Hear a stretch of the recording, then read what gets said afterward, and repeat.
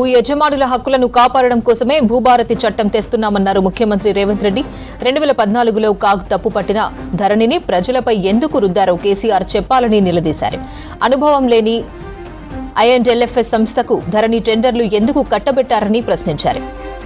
Tax haven దేశాల కంపెనీల చేతిలో మన ధరణి పోర్టల్ పెట్టారన్నారు. కేంద్ర ప్రభుత్వ సంస్థ ఎన్ఐసికి గాదే శ్రీధర్ రాజు సహకరించడం లేదని తెలిపారు. గాదే శ్రీధర్ రాజు ద్వారా విదేశాలకు సమాచారాన్ని పంపించారన్న సీఎం, వాళ్ళు ఒక్క క్లిక్ కొడితే సమాచారం మొత్తం నాశనమైపోతుందని చెప్పారు. అందుకే ఇన్ని రోజులు విచారణపై వెనకడుగు వేశామన్నారు రేవంత్.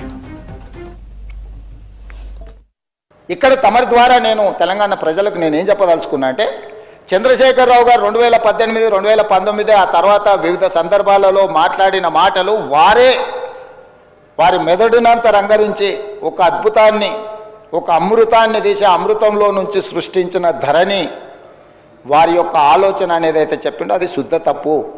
2010 సంవత్సరంలోనే ఐఎల్ఎండ్ఎఫ్ఎస్ కంపెనీ ఈ విధానాన్ని ఒరిస్సా ప్రభుత్వానికి చేరవేస్తే ఒరిస్సా ప్రభుత్వం వాళ్ళ కాంట్రాక్ట్ ఇస్తే 4 సంవత్సరాలు నిర్వహించిన తర్వాత కాగ్ నివేదిక 100% తప్పు పట్టింది.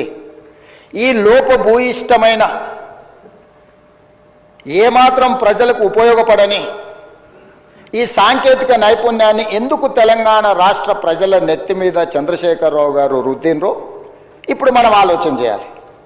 అంటే ఒక రాష్ట్రము 4 సంవత్సరాలు ఈ ప్రయోగం చేసి ప్రయోగం ద్వారా సత్ఫలితాలు సాధించకపోను, దీనివల్ల ప్రయోజనం లేదని కేంద్ర ప్రభుత్వ రంగ సంస్థ అయిన కాగ్ కాంప్ట్రోలర్ ఆడిటర్ జనరల్ తప్పు పట్టిన తర్వాత కూడా చంద్రశేఖరరావు గారు దీన్ని ఎందుకు తెలంగాణ ప్రజల నెత్తి మీద రుద్దిండో తెలంగాణ ప్రజలకు చెప్పవలసిన బాధ్యత ఈ రాష్ట్ర ముఖ్యమంత్రిగా నా మీద ఉన్నది అధ్యక్ష. ఈ రోజు నిర్వహిస్తున్న గాదె శ్రీధర్ రాజుతో సహా వీళ్ళెవ్వరూ ఈ దేశ పౌరులు కాదు అధ్యక్ష. ఈ రాష్ట్ర పౌరులే కాదు, ఈ దేశంలో పక్క రాష్ట్ర పౌరులైనా పర్వాలేదు అధ్యక్ష. ఎవ్వరు కూడా ఈరోజు ఈ ధరణి పోర్టల్ నిర్వహిస్తున్న టెరాసిస్ కంపెనీ పేరు మీద మొదలయ్యి మారుకుంటూ పేర్లు మారుకుంటూ సంస్థలు మారుకుంటూ దేశాలు మారుకుంటూ ఈరోజు కేమెన్ ఐలాండ్స్కు బ్రిటిష్ వర్జిన్ ఐలాండ్స్కి ఎక్కడికైతే చేరిందో అవి ప్రపంచంలో ఆర్థిక నేరాలకు సంబంధించిన ట్యాక్స్ హెవెన్ కంట్రీస్ అధ్యక్ష. ఆ దేశంలో నేరం చేసిన ఎవడు పట్టుకోలేడు, ఆ దేశం ఎవరికి వివరాలు ఇయ్యదు.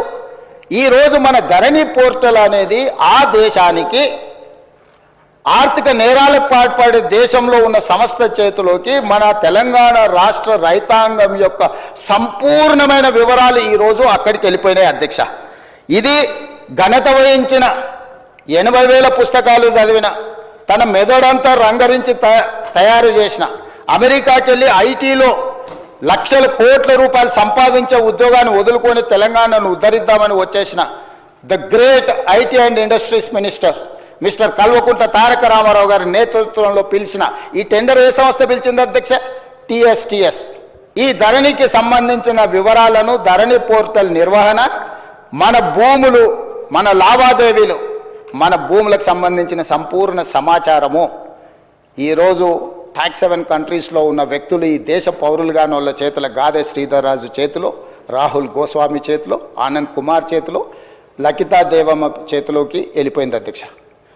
నేను మిమ్మల్ని అడుగుతున్నా అధ్యక్ష, రెవెన్యూ శాఖకు నాకు సంబంధించిన సమాచారం, మా ఇద్దరి మధ్యలోనే ఉండాల్సిన సమాచారము, ఈ సమాచారం అంతా తీసుకెళ్లి ఇతర దేశాలలో ఆర్థిక నేరాలలో ఇరుక్కపోయిన కంపెనీలు ఐఎల్ఎండ్ఎఫ్ఎస్ కానీ లేకపోతే సత్యంతో ఉన్న రిలేషన్ కానీ ఆ కంపెనీలో ఉన్న ఎండీలు, వైస్ చైర్మన్లు లేకపోతే డైరెక్టర్లు అందరూ 2017లోనే ఆర్థిక నేరాలకు పాల్పడి 1,000 కోట్ల రూపాయల కుంభకోణాలలో పాల్పడి జైళ్లలో ఉన్న సంస్థకు చంద్రశేఖరరావు గారు అప్పచెప్పి ఈ తెలంగాణ రైతాంగ సంపూర్ణ సమాచారాన్ని దేశాలు దాటిచ్చింది అధ్యక్ష. ఇవాళ డేటా మీకు తెలుసు కదా అధ్యక్ష ఎంత విలువైందో.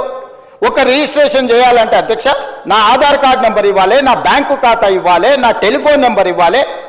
ఇవాళ ఇవన్నీ కూడా ఎన్క్రిప్షన్ అంటే ఒక సీక్రెట్ కోడ్లో ఉండాలి. ఒకవేళ ఆ వెబ్సైట్ నిర్వహించే వాళ్ళు చూడాలనుకున్నా కూడా కనిపించకూడదు అధ్యక్ష. కానీ క్లియర్గా వాళ్ళ దగ్గర డేటా కనిపిస్తుంది అధ్యక్ష. ఈరోజు ఈ నిర్వహణలో ఈ రాష్ట్రంలో 2020 నుంచి ఇప్పటి వరకు జరిగిన ప్రతి ట్రాన్సాక్షన్కు సంబంధించిన ఆధార్ కార్డు, బ్యాంకు ఖాతా నెంబర్, టెలిఫోన్ నెంబర్, అన్ని వివరాలు ఈరోజు పూర్తిగా క్రిస్టల్ క్లియర్గా వాళ్ళ చేతులకు వెళ్ళిపోయి ఇతర దేశాలు, దేశ సరిహద్దులు దాటిపోయి ఇతర దేశాలు ఆర్థిక నేరాలకు పాల్పడుతున్న దేశాలకు మన రాష్ట్రంలో ఉన్న సంపూర్ణమైన రెవెన్యూ సమాచారం అని తెలిపోయింది అధ్యక్ష.